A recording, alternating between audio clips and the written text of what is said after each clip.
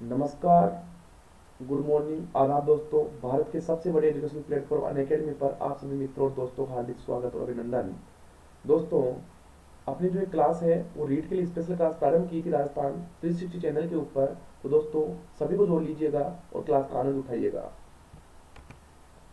Crack RPSC with India's largest learning platform Unacademy, जो आज भारत का सबसे बड़ा एजुकेशन प्लेटफॉर्म है। दोस्तों, इस पर टॉप एजुकेशन के द्वारा आपको तैयार की गई आपको रिकॉर्डेड और लाइव क्लास दोनों प्रकार की क्लास मिलती है। तो दोस्तों, बिल्कुल मजे से पढ़ते रहिएगा और अपनी सफलता का मार्ग जो है वो सुनिश्चित करो। इसको मोबाइल में लेना बड़ा ही आसान है। आप सबसे पहले गूगल प्ले स्टोर पे जाएं और अनअकैडमी लर्निंग ऐप सर्च करें और उसे डाउनलोड करें और अपने रजिस्टर्ड मोबाइल नंबर से इसे रजिस्टर्ड करें। दोस्तों, अगर आप अनअकैडमी का सब्सक्रिप्शन लेते हो तो आपको यहाँ पर बहुत अच्छे अच्छे कोर्स मिलते हैं जो टॉप एजुकेटर्स के द्वारा बनाए गए हैं। तो दोस्तों, देरी किस बात की है, जल्द से जल्द आप अनअकैडमी का सब्सक्रिप्शन लें और अपनी सफलता का मार्ग जो है वो सुनिश्चित करें। छोटा सा मेरा परिचय, मैं मूलचंद कुमार पिछले 7 साल से आरपीएससी एग्जामों के लिए राजस्थान के विभिन्न शिक्षण संस्थाओं के अंदर पढ़ाने का कार्य कर रहा हूँ। तो दोस्तों, आप भी अनअकैडमी के साथ जुड़कर मेरे अनुभव का भरपूर फायदा उठा सकते हो। दोस्तों, अगर आप अनअकैडमी का सब्सक्रिप्शन लेते हो तो आपको क्या मिलता है, व्हाट विल यू गेट, आपको मिलेगी daily live classes.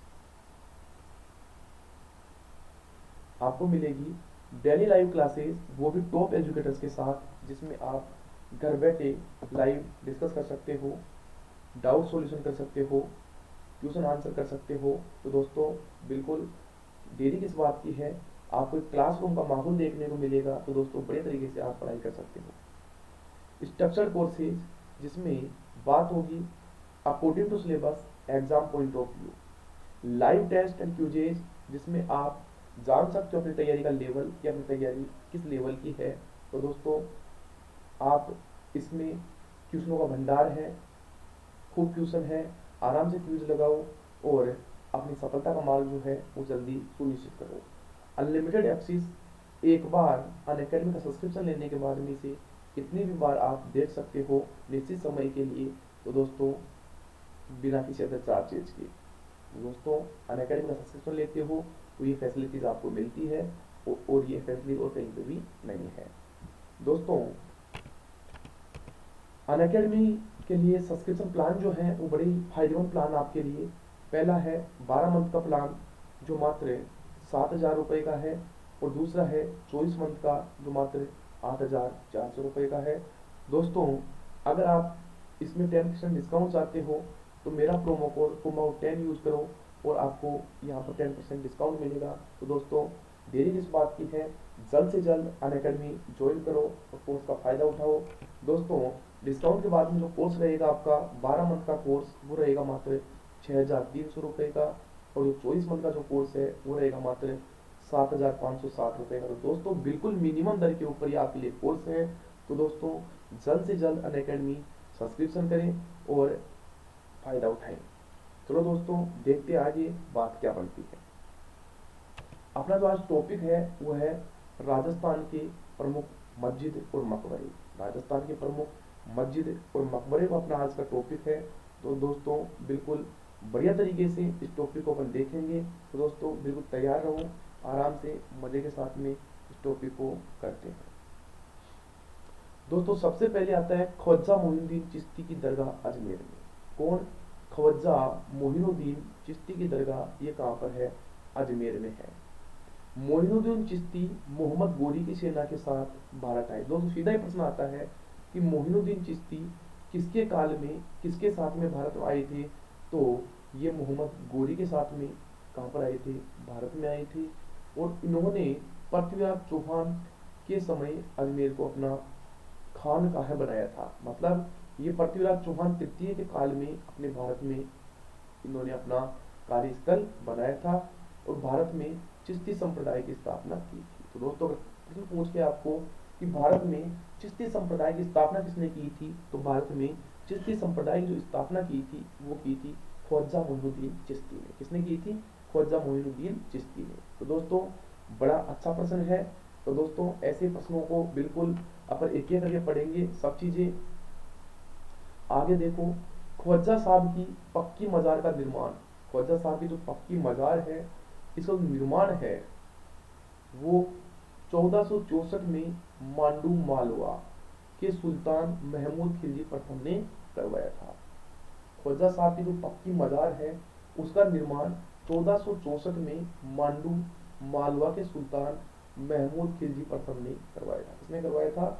Mahmood Khilji प्रथम ने करवाया था। एक अच्छा प्रश्न एग्जाम्पल तो पूछे बनता है। यहाँ बुलंद दरवाजा जो 85 फीट ऊंचा है, निजाम द्वारा, किसके द्वारा? निजाम के द्वारा यहाँ पर बुलंद दरवाजे का निर्माण करवाया गया था। तो दोस्तों ये 85 फीट लगभग ऊंचा है। महफिल खाना जामा मस्जिद कलीला दमना नामक देग गढ़ा स्थित है। तो दोस्तों यहाँ पर बुलंद दरवाजा, महफिल खाना, जामा मस्जिद, कलीला दमना नामक देग आदि यहाँ पर स्थित है। मोहम्मद गोरी ने इन्हें सुल्तान ए हिंद की उपाधि दी। तो दोस्तों सीधा प्रश्न पूछता है कि मोहम्मद गोरी ने सुल्तान ए हिंद की उपाधि किसको दी थी? तो मोहम्मद गोरी ने सुल्तान ए हिंद की उपाधि ख्वाजा मोइनुद्दीन चिश्ती को दी थी। अजमेर को भारत का मक्का कहा जाता है। अजमेर जो है इसे भारत का मक्का कहा जाता है। दोस्तों ये भी अपने को पता होना चाहिए। और यहाँ पर जो यात्री आते हैं उन्हें जायरीन कहते हैं। क्या कहते हैं? जायरीन कहते हैं। और ख्वाजा साहब के नाम से विख्यात जो मोइनुद्दीन चिश्ती है वो ख्वाजा साहब के नाम से क्या है? विख्यात है। तो दोस्तों ये भी अपने को पता होना चाहिए। दोस्तों आगे बात आती है कि यहाँ पर एक बड़ी देग और एक छोटी देग है। यहाँ पर एक बड़ी देग व छोटी देग। सीधा दोस्तों प्रश्न पूछता है कि इनका निर्माण किसने करवाया था? तो दोस्तों बड़ी देग बादशाह अकबर, बड़ी देग बादशाह अकबर। दोस्तों ये जो बड़ी देग है इसका निर्माण जो है वो बादशाह अकबर।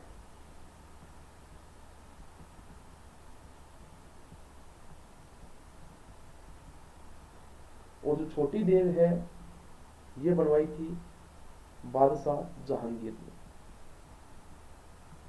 दोस्तों याद ऐसे भी रख सकते हो कि अकबर कौन था? जहांगीर का पिता था। तो बड़ा कौन था? अकबर।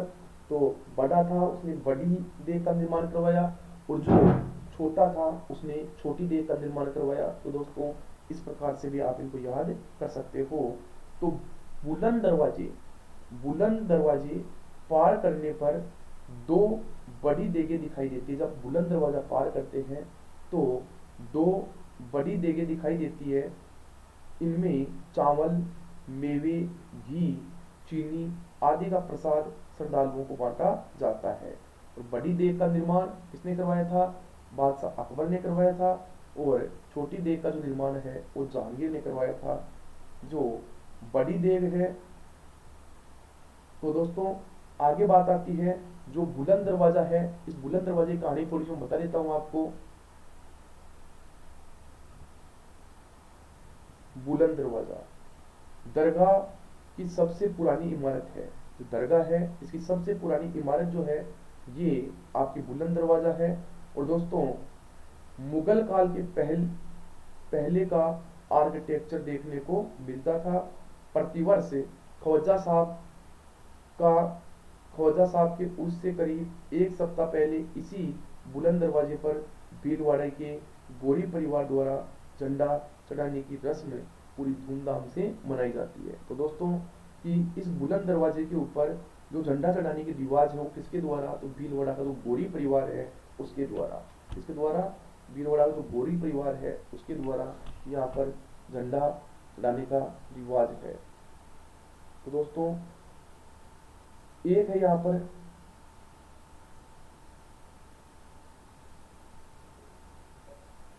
चलो दोस्तों आगे देखते हैं। आगे आती है हजरत शक्कर पीर बाबा की दरगाह। ये है नरहड़ झुंझुनू में। कहाँ पर है? नरहड़ झुंझुनू में। दोस्तों प्रतिवर्ष कृष्ण जन्माष्टमी को इनका उर्स लगता है। प्रतिवर्ष कृष्ण जन्माष्टमी को इनका उर्स लगता है। यहाँ विकसावतावस्था मानसिक विकृति से मुक्ति मिलती है। इन्हें वागर का धनी भी कहते हैं, इन्हें वागर का धनी भी कहते हैं। और शेख हमीमुद्दीन नागौरी की दरगाह नागौर में। दोस्तों इसके बारे में थोड़ा जान लेते हैं कि जो नरहड़ का पीर है शक्कर बाबा, तो इनके बारे में जो कुछ मुख्य बातें हैं, तो मुख्य बातें यही है कि प्रतिवर्ष कृष्ण जन्माष्टमी को इनका उर्स लगता है और यहाँ पर जो मानसिक विकृति जिनकी होती है उनको मुक्ति मिलती है और इन्हें वागड़ का धनी कहते हैं। वागड़ का धनी कहते हैं। दोस्तों वागड़ मत कर देना। देखो ये अपना राजस्थान है,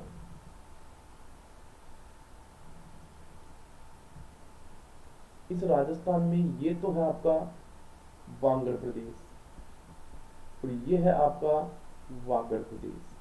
तो ये जरूर याद रखना कि वागड़ की जगह वागड़ कर दो, ऐसा मत कर देना। अगला आता है शेख हमीमुद्दीन नागौरी की दरगाह। तो दोस्तों ये कहाँ पर आपकी नागौर में है और यहाँ पर राजस्थान का दूसरा सबसे बड़ा उर्स लगता है। यहाँ पर राजस्थान का दूसरा सबसे बड़ा उर्स लगता है और इसे तारकीन के नाम से भी जाना जाता है। इसके नाम से तारकीन के नाम से भी जाना जाता है। दोस्तों अजमेर के ख्वाजा मोइनुद्दीन चिश्ती के शिष्य थे शेख हमीमुद्दीन नागौरी। जो हमीमुद्दीन नागौरी थे ये ख्वाजा मोइनुद्दीन चिश्ती के क्या थे, शिष्य थे जिनकी दरगाह कहाँ पर है, नागौर में है। मोहम्मद गोरी के साथ 1192 में राजस्थान आए थे।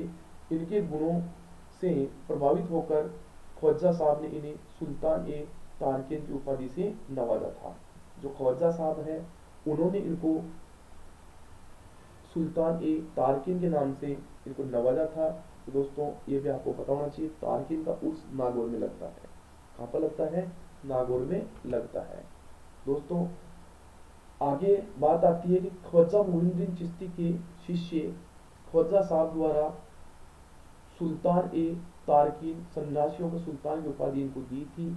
अजमेर के बाद दूसरा सबसे बड़ा उर्स यही लगता है और सफीक गिनानी तालाब नागौर के किनारे मजार स्थित है। कहाँ पर है, सफीक गिनानी तालाब नागौर के किनारे इनका मजार स्थित है। अगला आता है सैयद फखरुद्दीन की दरगाह। सैयद फखरुद्दीन की दरगाह। तो दोस्तों सैयद फखरुद्दीन की दरगाह जो है ये आपकी गालियाकोट डूंगरपुर में है। कहाँ पर है, गालियाकोट डूंगरपुर में है और माही नदी के किनारे स्थित। दोस्तों देखो माही नदी के बारे में थोड़ा जान लेते हैं अपन।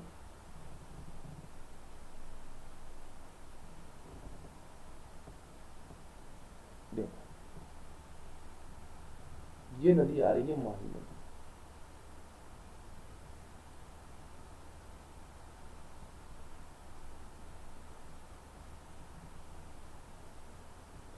माही नदी का उद्गम होता है मेहंद झील एमपी से। मेहंद झील एमपी से ये नदी प्रवेश करती है खादू गांव बांसवाड़ा।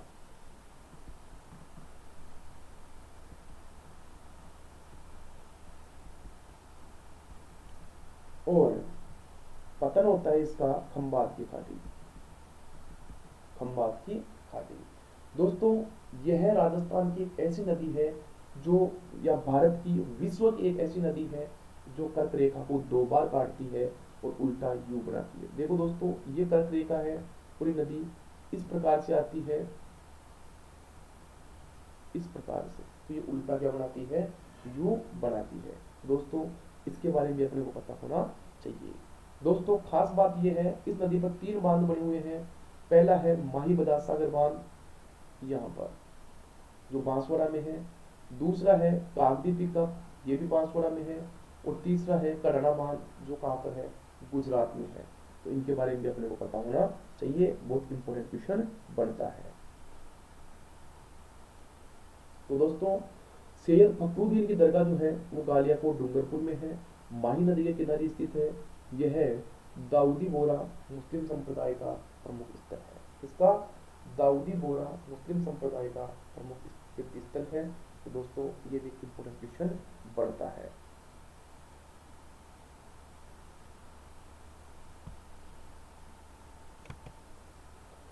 आगे है दोस्तों अलाउद्दीन का मकबरा चित्तौड़। अलाउद्दीन का मकबरा चित्तौड़।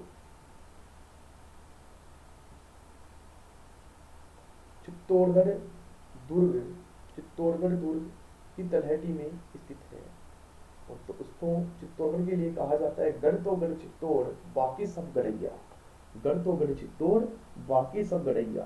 तो चित्तौड़गढ़ के दुर्ग के बारे में ये पंक्ति कही जाती है। दोस्तों चित्तौड़गढ़ दुर्ग की तलहटी में स्थित है।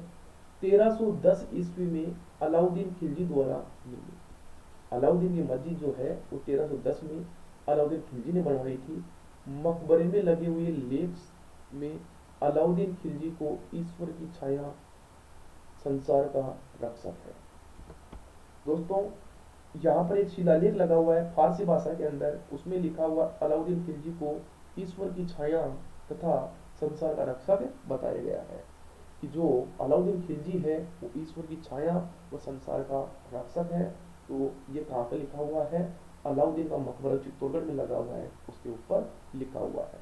दोस्तों अब कुछ मुख्य और आपकी मजार है, मस्जिदें हैं, उनकी एक एक करके बात कर लेते हैं। सबसे पहले आता है अढ़ाई दिल का झोपड़ा अजमेर। अढ़ाई दिल का झोपड़ा अजमेर।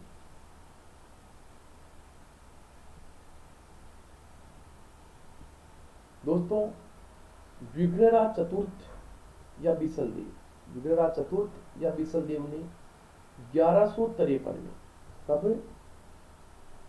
विग्रहराज चतुर्थ बिसल देव ने 1153 में यहाँ एक संस्कृत पाठशाला बनवाई थी, जिसको तुड़वाकर 1194 में कुतुबुद्दीन ऐबक ने एक मस्जिद बना दी। यह राजस्थान की पहली मस्जिद थी जिसे अढ़ाई दिल का झोपड़ा कहा जाता है। इसे अढ़ाई दिल का झोपड़ा क्यों कहते हैं? क्योंकि यहाँ पर प्रतिवर्ष पंजाब के शाह पीर का उर्स लगता है, इसलिए इसे अढ़ाई दिल का झोपड़ा कहते हैं। यहाँ पंजाब के शाही संत पीर बाबा की याद में 2.5 दिन का उर्स लगता है, इसलिए इसे 2.5 दिन का झोपड़ा कहा जाता है। तो ये भी एक अच्छा प्रश्न एग्जाम पॉइंट ऑफ व्यू से बनता है। और जो बिसलदेव था, उस बिसलदेव ने जो हरिकेली नामक नाटक की रचना भी की थी। दोस्तों ये भी अपने को पता होना चाहिए। अगली आती है जामा मस्जिद भरतपुर। निर्माण महाराजा बलवंत सिंह द्वारा। निर्माण जो है वो महाराजा बलवंत सिंह ने इसका निर्माण करवाया था। प्रवेश द्वार फतेहपुर सीकरी के बुलंद दरवाजे के नक्शे पर निर्मित। दोस्तों जो जामा मस्जिद है, उसे जामा मस्जिद का जो निर्माण है वो महाराजा बलवंत सिंह के द्वारा करवाया गया था। दोस्तों जामा मस्जिद है, उस जामा मस्जिद का निर्माण महाराजा बलवंत सिंह के द्वारा करवाया गया था। और प्रवेश द्वार जो है वो फतेहपुर सीकरी के बुलंद दरवाजे के नक्शे पर निर्मित है। अगला है हजरत दीवान शाह की दरगाह। तो हजरत दीवान शाह की दरगाह जो है ये कपासन चित्तौड़ में है। कहाँ पर है? कपासन चित्तौड़ में है। आगे आती है मीरान साहब की दरगाह। दोस्तों मीरान साहब की दरगाह कहते हैं मीठे साहब की दरगाह, ये दोनों में अंतर है। तो मीरान साहब की दरगाह, तो मीरान साहब की दरगाह जो है ये अजमेर तारागढ़ दुर्ग में स्थित है। जो मीरान साहब की दरगाह है ये आपकी अजमेर तारागढ़ दुर्ग में स्थित है। दोस्तों तारागढ़ दुर्ग के बारे में बात कर लेते हैं, जिसे गढ़बीठली, पूर्व जिब्राल्टर, अरावली का अरमान आदि नामों से जाना जाता है। और इसका निर्माण 1113 में अजय राज चौहान ने करवाया था। किसने करवाया था? अजय राज चौहान ने करवाया था।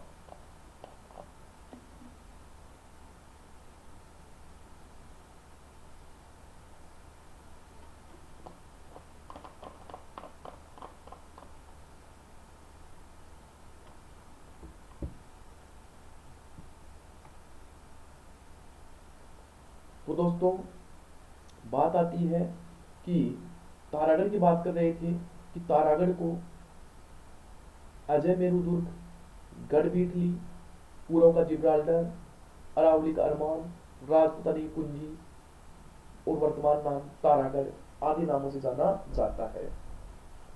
यह तारागढ़ नाम जो है वो मेवाड़ के शासक पृथ्वीराज सिसोदिया ने अपनी पत्नी तारा के नाम पर इसका नाम तारागढ़ दिया था। और दोस्तों खास बात यह है कि जो तारागढ़ है तो यहीं पे तारागढ़ के यहीं पर रूठी रानी का महल बना हुआ है। किसका? सॉरी, रूठी रानी की छतरी यहाँ पर बनी हुई है। तो ये भी अपने को पता होना चाहिए। दोस्तों मीरान साहब की दरगाह यह मीर सैयद हुसैन खिंगसरदार की है। किसकी? मीर सैयद हुसैन खिंगसरदार की है। दरगाह परिसर में घोड़े की मजार स्थित है। क्या है? घोड़े की मजार स्थित है। तो ये भी एक इंपॉर्टेंट क्वेश्चन पड़ता है। तो मीरान साहब की दरगाह अजमेर में है, तारागढ़ में, दुर्ग में स्थित है। और किसकी? सैयद हुसैन खिंगसरदार की। और दरगाह परिसर में घोड़े की मजार स्थित है। अब्दुल्ला खां का मकबरा, तो अब्दुल्ला खां का मकबरा जो है ये आपका अजमेर में है। कहाँ पर है? अजमेर में है। तो दोस्तों ये भी एक अच्छा क्वेश्चन बनता है। अब्दुल्ला खां का मकबरा कहाँ पर है? अजमेर में है। बीबी का मकबरा, तो बीबी का मकबरा भी कहाँ पर है? अजमेर में है। कहाँ पर है? अजमेर में है। दोस्तों आगे बात करते हैं। तो यहाँ पर हजरत दीवान शाह की दरगाह चित्तौड़ में है, मीरान शाह अजमेर में है, अब्दुल्ला खां अजमेर में है, बीबी का मकबरा अजमेर में है। जामा मस्जिद, तो दोस्तों जामा मस्जिद जो है आपकी, ये आपकी शाहाबाद 12 में है। कहाँ पर है? शाहाबाद 12 में है। औरंगजेब के समय मुगल फौजदार, औरंगजेब के समय मुगल फौजदार मकबूल खां द्वारा निर्मित। दोस्तों जामा मस्जिद जो है एक आपकी भरतपुर में भी है और जामा मस्जिद आपकी 12 में भी है। अगर प्रश्न पूछ ले कि राजस्थान की पहली जामा मस्जिद, तो दोस्तों वो भरतपुर में है। तो जामा मस्जिद शाहबाद 12 में है। औरंगजेब के समय फौजदार मकबूल खां द्वारा इसका निर्माण करवाया गया था। मीरान साहब की दरगाह, दोस्तों एक तो अपने मीरान साहब की दरगाह जो है वो अजमेर में देखी, और एक मीरान साहब की दरगाह आपकी बूंदी में भी है। ये अपने को पता होना चाहिए। आगे आता है, आगे है काका जी की दरगाह। आगे है काका जी की दरगाह। दोस्तों काका जी की दरगाह जो है ये प्रतापगढ़ में है। और प्रतापगढ़ में यह कांटन का ताजमहल कहलाता है। प्रतापगढ़ में यह है कांटन का ताजमहल कहलाता है। क्या? काका जी की दरगाह। तो दोस्तों ये अपने को पता होना चाहिए। मलिक शाह की दरगाह, तो मलिक शाह की दरगाह जो है वो जालोर में है। जालोर दुर्ग में स्थित इस मजार पर नाथ संप्रदाय के साधु चढ़ाते हैं। तो दोस्तों यहाँ पर जो चादर है वो कौन चढ़ाता है? जालोर दुर्ग में स्थित इस मजार पर नाथ संप्रदाय के साधु चढ़ाते हैं। दोस्तों जालोर दुर्ग के बारे में थोड़ी सी बात कर लेते हैं कि राजस्थान है, और इस राजस्थान के अंदर ये यहाँ पर आपका जालोर का दुर्ग है। इसका जालोर का दुर्ग है। तो इस दुर्ग के अंदर 1311 के अंदर क्या हुआ था? साका हुआ था। और यहाँ पर जो शासक था वो शासक था कानड़देव, और जो उसका बेटा था वीरमदेव। आक्रमणकारी था अलाउद्दीन खिलजी। इस युद्ध में जो कानड़देव वो लड़ता हुआ वीरगति को प्राप्त हो गया था, और जो उसका जो बेटा था वीरमदेव उसने आशापुरा माता के सामने कटार से आत्महत्या कर ली थी। तो दोस्तों ये भी अपने को पता होना चाहिए। और अलाउद्दीन खिलजी ने इसका नाम बदलकर जलालाबाद कर दिया था। तो मलिक शाह की दरगाह कहाँ पर आपकी? जालौर में है। और जालौर दुर्ग में स्थित इस मजार पर नाथ संप्रदाय के साधु चढ़ाते हैं। चलो दोस्तों आगे बात आती है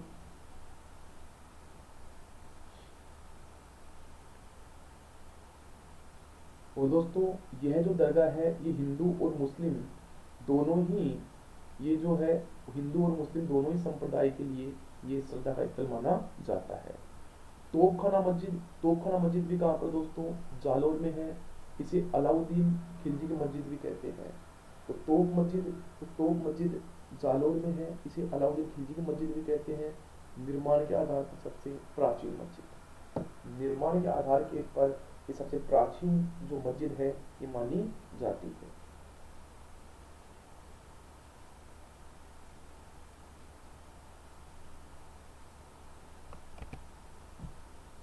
आगे आती है चल फिरासा की दरगाह। तो चल फिरासा की दरगाह दोस्तों कहाँ पर है, चित्तौड़गढ़ में है। चल फिरासा की दरगाह कहाँ पर है, चित्तौड़गढ़ में है। तो ये भी अपने को पता होना चाहिए। हजरत शेख अब्दुल अजीज मक्की की दरगाह, हजरत शेख अब्दुल अजीज मक्की की दरगाह दोस्तों ये है केसुरॉय पाटन बूंदी में, केसुरॉय पाटन बूंदी में। कबीर शाह की दरगाह, तो कबीर शाह की दरगाह जो है दोस्तों ये आपकी करौली में। कहाँ पर है, करौली में। दोस्तों एक आती है आपके आगे मीठे शाह की दरगाह। फिर मीठे शाह की दरगाह जो आपकी है गागरोन झालावाड़ में है। कहाँ पर है, गागरोन झालावाड़ में है। दोस्तों गागरोन के बारे में थोड़ा सा बता देता हूँ मैं आपको कि जो गागरोन का किला है, ये जो गागरोन का किला है ये कहा जाता है कि भारत में एकमात्र ज्ञात ऐसा किला जो बिना नींव पर खड़ा है। भारत में ज्ञात एक ऐसा किला जो बिना नींव के ऊपर खड़ा है, वो कौन सा है, गागरोन का किला है। दोस्तों गागरोन का किला जो है ये जल या ओदक दूर की श्रेणी में आता है, क्योंकि यहाँ पर इसके चारों ओर क्या है, पानी भरा हुआ है। क्या है, पानी भरा हुआ है, इसलिए ये है जल या ओदक दूर की श्रेणी में आता है। दोस्तों कमेंट्स बॉक्स में आप जल्दी से ये बताओ कि यहाँ पर ये जो किला है तो दो नदियों के संगम पर है, उन नदियों के नाम क्या है, जल्दी से बताओ। आप कमेंट्स बॉक्स में आपके आंसर का वेट है कि गागरोन का जो किला है वो किन नदियों के संगम पर, जल्दी बताओ जल्दी से।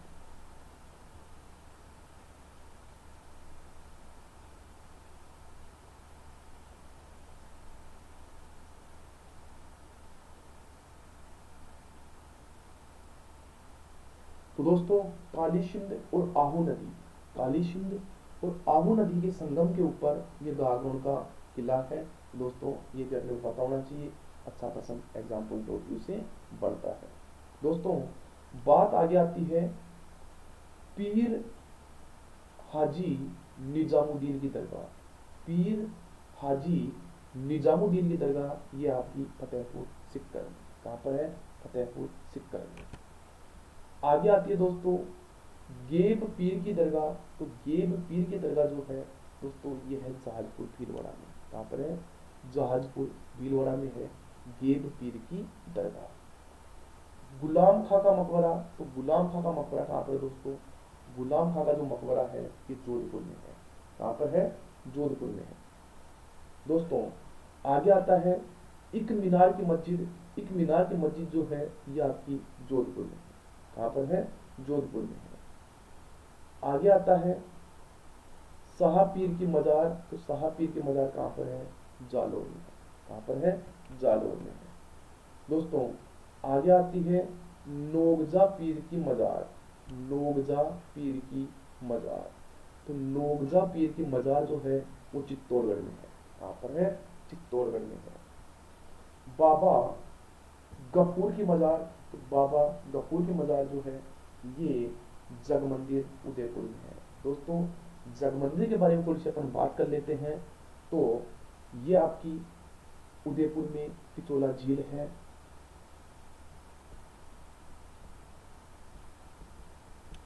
और इस पिचोला झील का निर्माण राणा लाखा के काल में, कौन, राणा लाखा के काल में,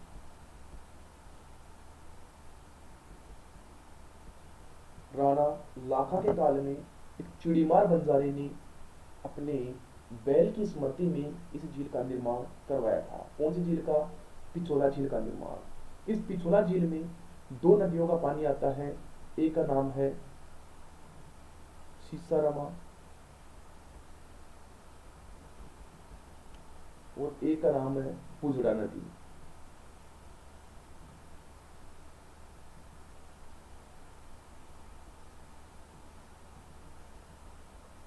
एक का नाम है सीसारवा और दूसरे का नाम है बुजड़ा नदी। और दोस्तों इस झील के बीचों बीच दो महल बने हुए हैं, एक का नाम है जगमंदिर महल और एक का नाम है जगनिवास महल। एक का नाम है जगमंदिर महल और एक का नाम है जगनिवास महल। तो ये जगमंदिर महल है, इस जगमंदिर महल का निर्माण जगत सिंह प्रथम ने करवाया था। किसने करवाया था? जगत सिंह प्रथम ने इसका निर्माण करवाया था।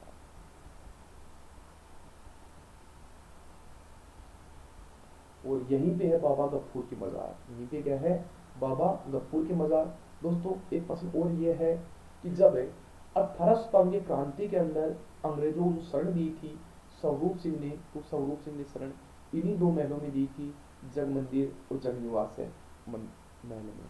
दोस्तों खास बात ये भी है, जब शाहजहां गुजरात अभियान से लौट रहा था तो उसने भी यहाँ पर शरण ली थी।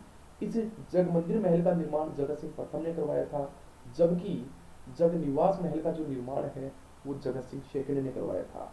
यहीं पे दोस्तों नटनी का सबूतरा है, और नटनी का जो मूल नाम था वो था गलकी। क्या नाम था?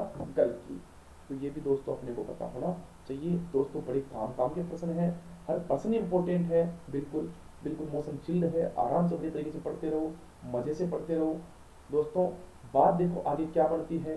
जो राणा लाखा है, इस राणा लाखा के में इतिहास में कहा जाता है कि ये बड़े रंगीले टाइप का व्यक्ति था।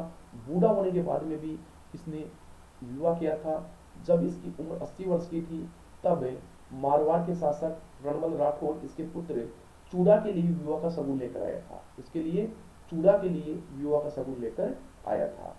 तो ये बीच में ही बोल पड़ा कि मेरे जैसे बुढ़े के लिए अब भी कौन सबूत नारियल लेकर आ गया। तो राणा लाखा और जो रणबल राठौर की बहन थी हंसाबाई, इन दोनों का सशर्त विवाह हुआ था। कैसा हुआ था? सशर्त विवाह हुआ था। और शर्त ये थी कि इन दोनों की जो संतान पैदा होगी वही मेवाड़ का शासक बनेगा, वही मेवाड़ का शासक बनेगा। तो दोस्तों हुआ ऐसे कि जब इस बात का पता इसके पुत्र राणा चूड़ा को चला तो राणा चूड़ा ने आजीवन विवाह नहीं करने का व्रत ले लिया। इसलिए राणा चूड़ा को मेवाड़ का भीष्म पितामह कहा जाता है। क्या कहा जाता है? मेवाड़ का भीष्म पितामह कहा जाता है। तो दोस्तों ये भी अपने को पता होना चाहिए। आगे है कमरुद्दीन शाह की दरगाह। तो कमरुद्दीन शाह की दरगाह जो है वो आपकी कहाँ पर है? झुंझुनू में है। कहाँ पर है? झुंझुनू के अंदर। पीर मस्तान की दरगाह, पीर मस्तान की दरगाह जो आपकी दोस्तों सोजत में है। और सोजत कहाँ पर है? पाली में है। किस लिए प्रसिद्ध है? मेहंदी के लिए प्रसिद्ध है। इसके लिए मेहंदी के लिए प्रसिद्ध है। अकबरी मस्जिद, अकबरी मस्जिद जो है वो आमेर जयपुर में। अकबरी मस्जिद जो है वो कहाँ पर है? आमेर जयपुर में है। नालियासर मस्जिद, नालियासर मस्जिद जो है आपकी सांबर जयपुर में है। कहाँ पर दोस्तों? सांबर जयपुर में है। ऊषा मंदिर, दोस्तों जो ऊषा मंदिर है ये बयाना भरतपुर में है। बात ऐसी थी कि जो ऊषा मंदिर है इसका निर्माण रानी चित्रलेखा ने करवाया था, लेकिन जो औरंगजेब है उसने इसको तुड़वाकर मस्जिद बना दी थी, ऊषा मस्जिद। लेकिन 18वीं शताब्दी के अंदर जो जाट शासक थे उन जाट शासकों ने इसे पुनः मंदिर बना दिया। तो ये भी एक इंपॉर्टेंट आपके लिए बनती है। पीर दुल्ले शाह की मीनार, पीर दुल्ले शाह की मीनार जो है वो केरला वाली में है। पठान गुलाम कलंदर की मस्जिद, तो पठान गुलाम कलंदर की मस्जिद जो है वो मंडोर जोधपुर में है। कहाँ पर है? मंडोर जोधपुर में है। मजनू की मजार तो अनूपगढ़ गंगानगर, मजनू की मजार जो है वो अनूपगढ़ गंगानगर में है। दोस्तों अगला है पीर सदरुद्दीन दरगाह। तो पीर सदरुद्दीन दरगाह जो है रणथंभौर के किले में है। दोस्तों रणथंभौर किले के बारे में थोड़ी सी बात कर लेते हैं अपन। रणथंभौर का किला जो है सवाई माधोपुर में है। कहाँ पर है? सवाई माधोपुर में है। और एक इम्पोर्टेंट किलों में से एक है रणथंभौर का किला। दोस्तों इस किले के बारे में अबुल फजल ने कहा था कि और दुर्ग सब नंगे हैं, और दुर्ग सब नंगे हैं, लेकिन यह बख्तरबंद है, अर्थात यह कपड़े पहना हुआ दुर्ग है, कौन सा, रणथंभौर का किला। दोस्तों रणथंभौर के किले के लिए जो से अलाउद्दीन खिलजी का दरबारी कवि था अमीर खुसरो, उसने कहा था कि आज कुफ्र का गढ़ इस्लाम का घर हो गया, आज कुफ्र का गढ़ इस्लाम का घर हो गया, क्योंकि मुसलमानों ने जब इसके ऊपर अलाउद्दीन खिलजी ने इस पर अधिकार कर लिया था तो ये क्या हो गया था, ये मुसलमानों का हो गया था। तो दोस्तों ये जो रणथंभौर का किला है, यहाँ पर जो शासक था वो था हमीर। कौन था, हमीर। हमीर के लिए कहा जाता है कि हमीर देवरी देवल दे सुंदर सी राजकुमारी ही मायरी आंखारी ज्योति नैनारी राज दुलारी। तो दोस्तों हमीर के बारे में ये प्रसिद्ध पंक्ति है। और हुआ क्या था कि जो हमीर था, उस हमीर ने अलाउद्दीन खिलजी की जो प्रेमिका थी चिन्नाबाई और उसका जो प्रेमी था मीर मोहम्मद शाह, पिछली बार पटवारी में सीधा प्रश्न आया था।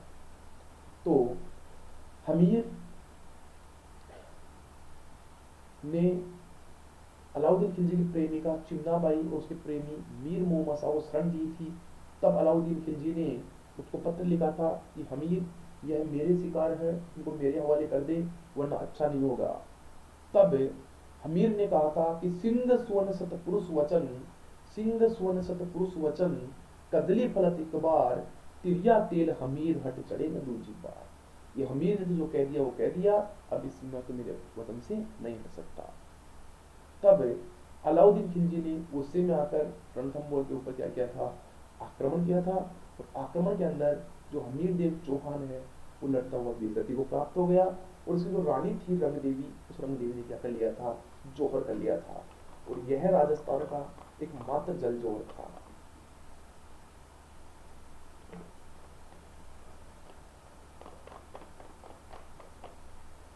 कब हुआ था, 1301 में हुआ था। कब हुआ था, 1301 में हुआ था।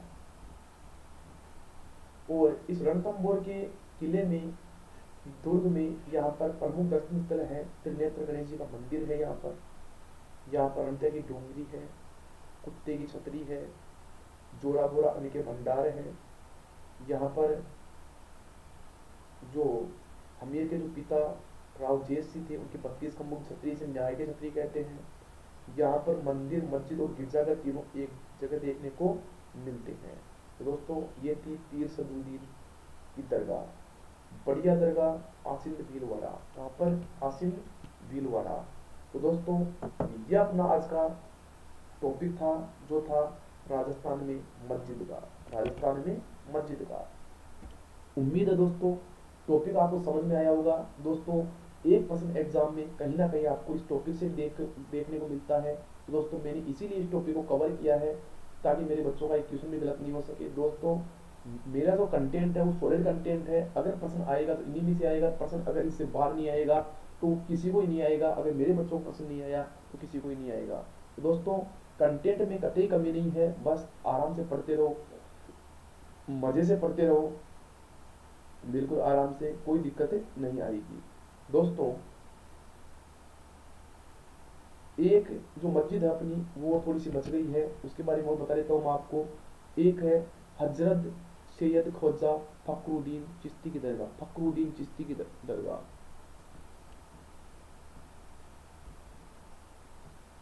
फखरुद्दीन चिश्ती की दरगाह। दोस्तों एक तो फखरुद्दीन की दरगाह जो है वो आपकी है गलियाकोट डूंगरपुर में, और एक जो है वो है सरवार अजमेर में। कहां पर है, सरवार अजमेर में। तो ये भी याद रखना आप कि ख्वाजा फखरुद्दीन चिश्ती की दरगाह जो है, ये दोस्तों जो गालियाकोट डूंगरपुर में है वो है सैयद फखरुद्दीन की दरगाह, और ये है फखरुद्दीन चिश्ती की दरगाह। तो दोस्तों जो अजमेर के ख्वाजा मोइनुद्दीन चिश्ती के बड़े जो पुत्र थे वो थे आपके ये फखरुद्दीन चिश्ती। तो ये दोस्तों याद रखना कि ख्वाजा मोइनुद्दीन चिश्ती के जो बड़े पुत्र थे वो थे फखरुद्दीन चिश्ती। तो उनकी दरगाह भी कहाँ पर है, अजमेर में है। तो दोस्तों ये भी अपने को पता होना चाहिए। तो दोस्तों इसी प्रकार से बड़े रहो और मजे से क्लास लेते रहो, बिल्कुल 1% भी दिक्कत नहीं आएगी। दोस्तों क्लास का कंटेंट बड़ा सॉलिड है, तो बिल्कुल इसी तरीके से पढ़ते रहो। मैं हमेशा आपसे कहता रहता हूँ कि ना राह पर ना राह गुजर से, ना राह पर ना राह गुजर से, हमारे पाँव का कांटा तो हम ही से निकलेगा, और इसी गली में कुछ बूढ़े फकीर गाते हैं तलाश कर खजाना यहीं से निकलेगा। तो दोस्तों, खजाना सभी दोस्तों के अंदर भरा पड़ा है, बस उसको पहचानने की आवश्यकता है। जिस दिन अपने आप को पहचान जाओगे, उस दिन इस दुनिया कोई ताकत नहीं है जो आपको अपनी सफलता प्राप्त करने से रोक ले। तो बिल्कुल इसी तरीके से पढ़ते रहिएगा, तो मजे से दोस्तों, सभी दोस्तों को जोड़ना। आज तक के लिए इतना ही। जय हिंद, जय भारत।